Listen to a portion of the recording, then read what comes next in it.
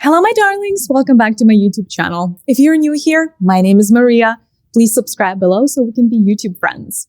The topic for today is my top favorite spiritual places to travel to. This has been requested, and I have been very excited about making this video. I love traveling. I love intentional traveling even more than I love regular traveling. And over the years, I have accumulated some favorite places to go to. And yeah, today I'll just be sharing my experiences of some of my favorites. Now, I think as we're diving deeper into spiritual travel, I think there is no one size fits all. I think depending on your personal vibration, your assemblage point, your past life influences, your karmic lessons, you may be drawn to particular places. So I think that the most important thing when you are traveling for spiritual reasons is to listen to your heart, listen to your intuition, and listen to your body. And especially recently, what I have been doing is I've been tuning into my inner guidance, and every single trip that I made has been a calling. It's been spiritually kind of like asking me to come and either transcend certain energies or integrate certain archetypes within myself. So listen to your heart is, I think, the most important thing. Now, I have my visual aids here, just because there are a lot of places I want to mention. Yeah. Now, I could have done this the other way. I could have looked at the most high vibrational places on the planet Earth and just, could have done a video about that. But every place that I have selected to share with you, it vibrates slightly differently, and there is something unique and special about each and every one of them. So here it is. Let's start. They are in no particular order. The first one is Egypt.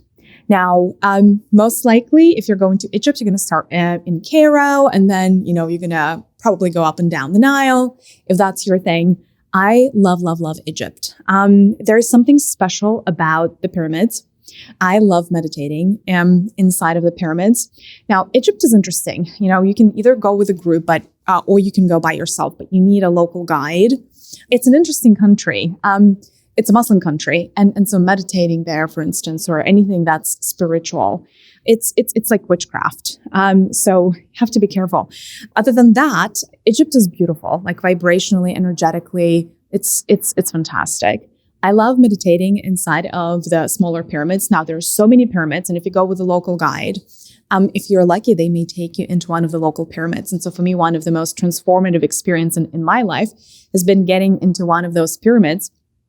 And then they turn off the lights, and it's pitch black inside, and it's just you and the universe. And the pyramid focuses the energy upward, right? And so literally, your intention goes straight to the cosmos. It was so fantastic. And then, of course, the pyramids of Giza.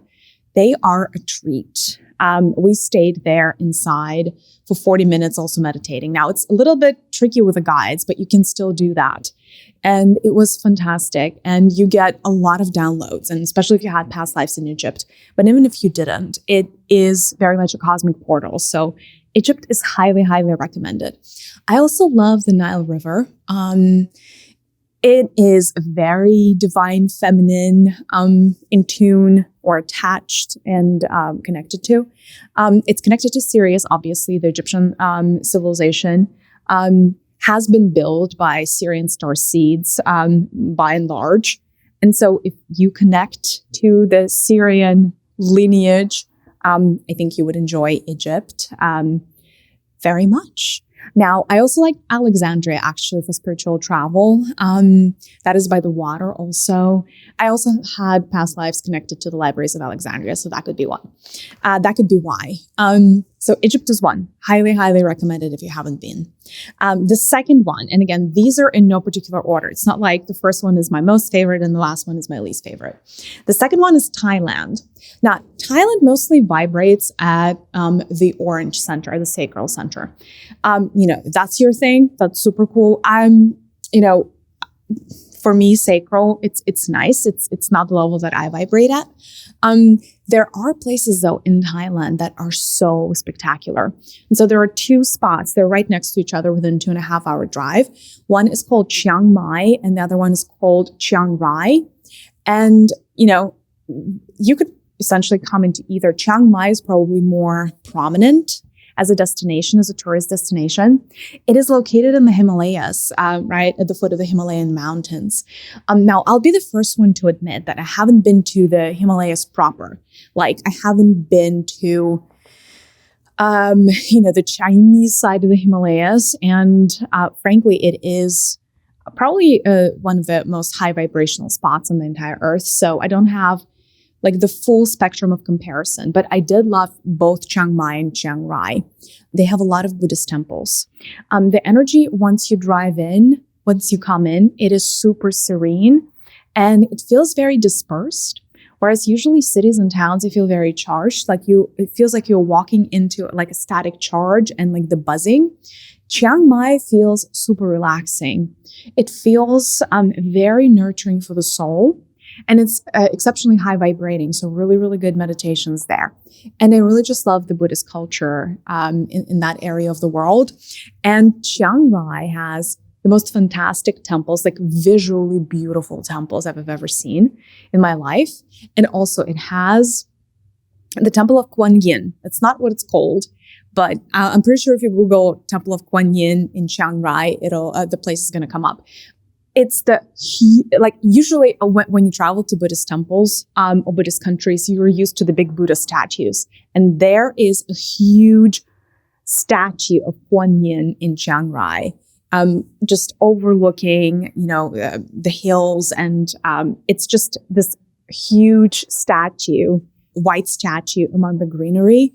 And you can go up, the statue of Kuan Yin and it's, there are some interesting things to see inside, but I love Kuan Yin, but also just knowing that there is like a female Buddha or Bodhisattva celebrated in this way, in a very meaningful way, means a lot to me as a female myself. And that was just a very beautiful temple, very high vibrational, amazing meditations. I could have probably spent a week there, just in meditative pose and downloading what was coming through. So really highly recommend that. The third on my list would be Indonesia. And there are two spots in Indonesia probably that I want to talk you through, guys. So the first one is Borobudur. There's not much there. There is the Temple of Borobudur, which I was just in awe of. It is a temple that has been restored, according to history, was built, I think, in the year 1000 and something, 1050. Don't quote me on it. Google knows better.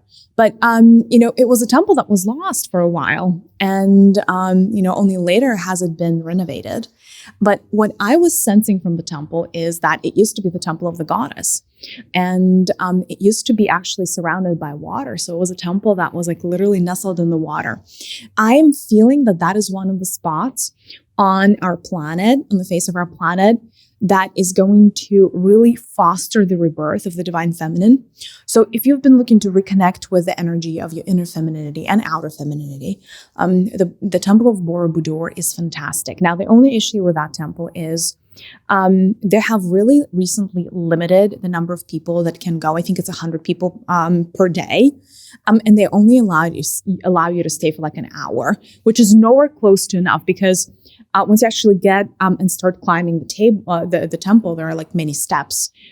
There are little areas there where you can meditate, and the downloads that I was getting there were out of this world, kind of almost like the pyramids of Giza, but they're not allowing you to stay for that long. So that's Borobudur. Borobudur is located actually on the island of Java, straight in the middle. So a little bit out of the way. So it's a pilgrimage. You really want to go there.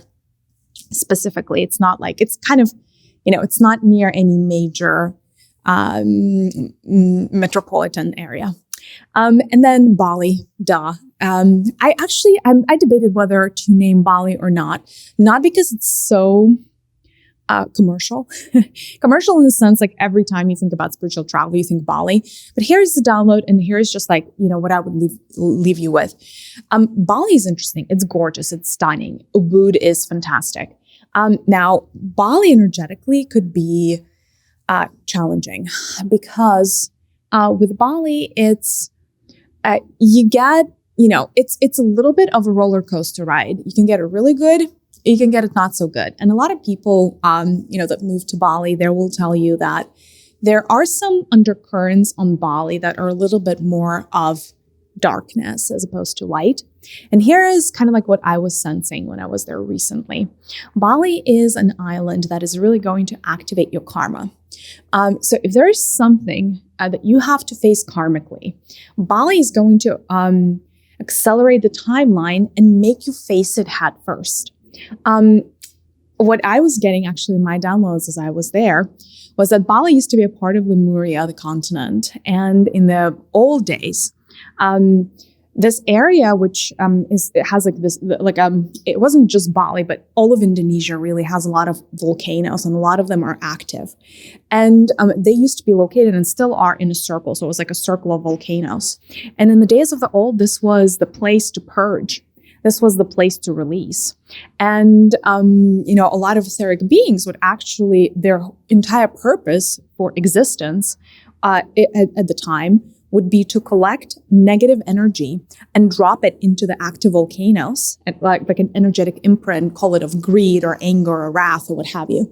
And then the volcanoes, as the lava was coursing through the volcano, the lava and this liquid fire essentially would neutralize the negative polarity and the negative charge of all of these negative emotions, giving up and giving away only the positive things. And so Bali is really, for me, the island of the great cleanse.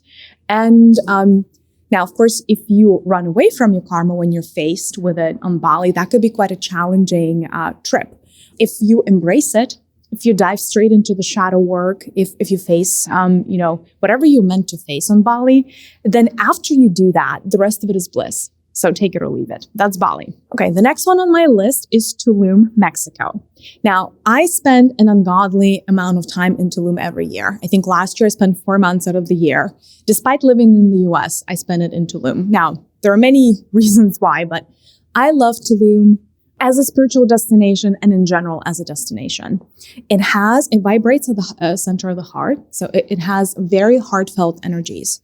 Now, it's magical in more ways than one.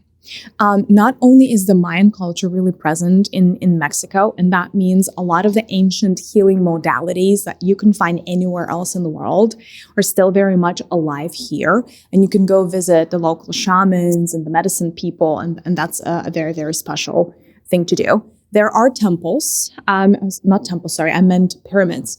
There are pyramids not too far from Tulum. So if pyramids are your thing, then you could go and enjoy that as well. But really Tulum has, and what it's famous for is that at one point, a meteorite fell in its vicinity. And so it created a lot of underground caverns and things called cenotes. And cenotes are actually these almost kind of like ponds, natural made ponds that are usually located inside of caverns. And so a lot of people go swimming in the cenotes, and that's very healing. But really, it feels like you're inside of the womb of the mother.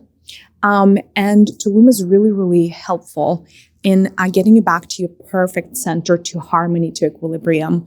It's fantastic energies. And the waters here in Tulum are very, very cleansing. And there are a lot of ceremonies.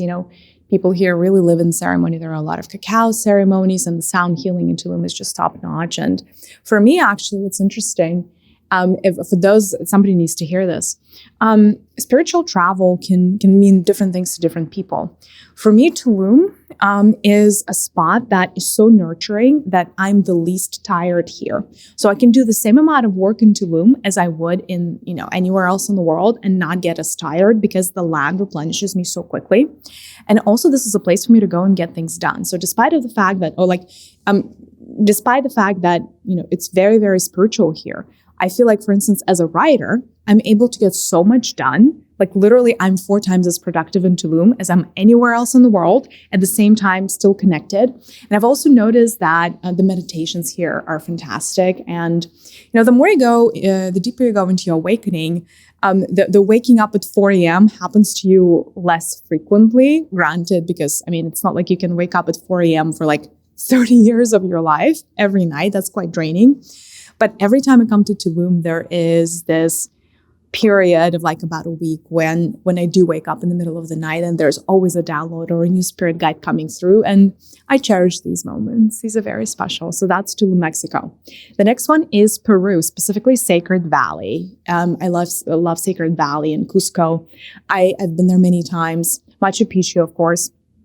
Sacred Valley just feels very wholesome.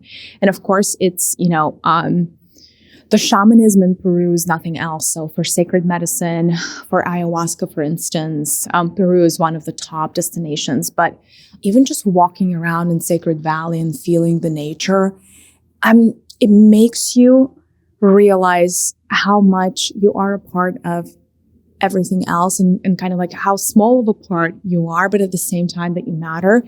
I don't know. I feel like the Sacred Valley energies are healing on so many different levels. With Machu Picchu, I meditated with Machu Picchu, although that's kind of prohibited. But if you get a private guide, they may just allow you to meditate in Machu Picchu, and that was fantastic. That was extremely high vibrational. Sacred Valley, as well as, right around Machu Picchu area, has multiple portals, and it also has a few spots where spacecrafts used to land. So I'm definitely getting a lot of cosmic energies from Peru. It's gorgeous, and check it out if you haven't been. Now, of course, it's elevated, right? Cusco is in the mountains, up in the mountains, so it takes a little bit of readjusting, but it's so wholesome and there are llamas everywhere. Like, what could go wrong with that? My next one on the list, which is a new favorite, is Greece, and in particular, Delphi. Delphi, I know some Americans call it Delphi. It's really Delphi. I did 30 minutes of research to understand how to pronounce Delphi properly. And of course, in Greek, it'll be Delphi, or Delphos, I think they say it. But loved it. Now, Delphi has history. It has history. So it used to be that Gaia, once walked the earth as a goddess, or so the Greek mythology says. And so Delphi was one of the places where she had a shrine and where she had, essentially Gaia was the mother, among other things, of oracles, right, and seers. And so the priestesses of Gaia were originally female seers. And so Gaia had her abode there and her sanctuary, and it's so beautiful and green. Now, of course, when the patriarchy came, Gaia had to or was replaced by Apollo. And so Delphi has some very interesting energy. So it's the energy of the divine feminine and the ancient goddess and this, the serpent, then gets overlaid by Apollo and masculinity and law and order. And then you also have the temple of Athena there and the whole oracle situation, the oracles of Delphi. It's a very rich historical spot and destination. And I've also found that meditations there and synchronicities are just out of this world. Now, specifically, that spot is amazing for healing the female circle, healing the sisterhood wound, healing the persecution wound, the witch wound. Because oracles are witches, or, maybe they haven't been defined as witches, but they certainly were. And that's why there's a lot of that energy there. And then they have some of the most beautiful caves. The caves around Delphi and in Greece in general are just, I don't know, there's something else. And again, when you're inside of a cave, you feel like you are in the very womb of the Divine Mother and you're being held by her. And sometimes you need to purge, and sometimes you need to reminisce, and whatever needs to happen happens. But the caverns are fantastic in Greece. So that's that. Sedona, Arizona. I haven't really spoken about any American spots yet. I have two on my list. So the first one is Sedona. And Sedona is, oh my God, magical. And if you guys haven't been, do yourself a favor and please go. Sedona is cosmic. Sedona is a melting pot of every energy of the spectrum of energies you could possibly want and possibly imagine. It's the red rock land, essentially. And, Native Americans used to live there. But really, when you are in Sedona, stargazing is, oh my God, that sky is something else. And literally, you can almost see spacecrafts landing. I kid you not, at night, well, for the most part, because they're pretty cloaked during the daytime. And so that makes you like, that is the place to go to connect to your star lineage and, your light worker mission. That is also the place that's going to wake you up in the middle of the night. That is the place that would get you closer to what you're supposed to do. So it's really good to reconnect with your past and just understanding what you're there to do. But Sedona, actually, it's interesting. It's not a land that accepts everybody. So if you have heavy karma with Sedona, it may want to push you out. So I've heard, things happen. But yeah, it's gorgeous, very cosmic, and yeah, you just feel plugged into higher consciousness when you're in Sedona. So highly, highly recommend. The second spot in the United States is Mount Shasta. Now, I've been to Mount Shasta multiple times. That's in California. It's famous for having a portal into Lemuria, and into inner earth, into Agartha. That is also a spot where you can literally witness spacecrafts landing right upon Mount Shasta. There's usually, there are usually all of these clouds, and some of them look like they're in the shape of aircrafts. I feel, to me, the energies of Mount Shasta are very masculine. Now, I don't have a problem with masculine energies in the sense that all throughout the beginning of my life, I was practicing my masculine side. And so I don't necessarily feel that the masculine energies are nurturing me. But, my husband really loves Mount Shasta. And, it's just a very nice, beautiful, tight-knit community. It's really good for writing. I know quite a number of books, spiritual books were born there. It has a lot of crystal shops and just places to go. And Mount Shasta is really where you feel the sense of a community. You will run into all manner of healers there. It's like a thing. So if you haven't checked it out, do go. And I think you're going to enjoy it. Let me see if there's anything else. I feel like there is one more spot that I'm missing. Yeah, of course. Sorry. Which one do you think I forgot? I forgot one of my favorite ones, Glastonbury, England. Okay, so Glastonbury. Again, very heart chakra energies, very goddess energies, Mother Mary energies, Archangel Michael energies, the energies of elementals and dragons. I personally have not been, other than outside of England, have not been to a place where the elemental energy is so prevalent. It's just everywhere. It's the dryads are everywhere. The dragons, etherically, are everywhere. And not necessarily in Glastonbury, but 2-3 hours away. I mean, obviously Stonehenge is right there, and that's a cosmic portal that where spacecrafts used to land. And Stonehenge is actually also very masculine, but it feels really good and activating if you want to go. But beyond that, they have a lot of forests around Glastonbury that feel very, very magical.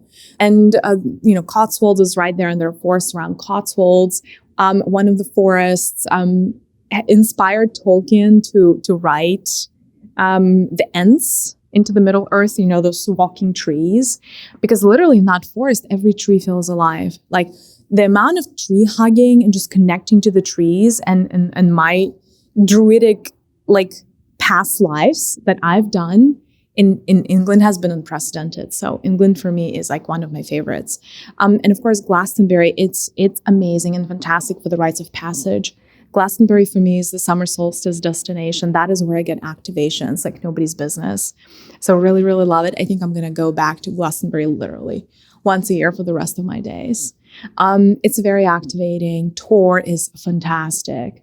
But there are many spots around Glastonbury, like Avebury, where there are a lot of monolithic structures, a lot of stones, ancient stones, and each stone has a story. And by placing your hands upon the stone, you can really feel into it.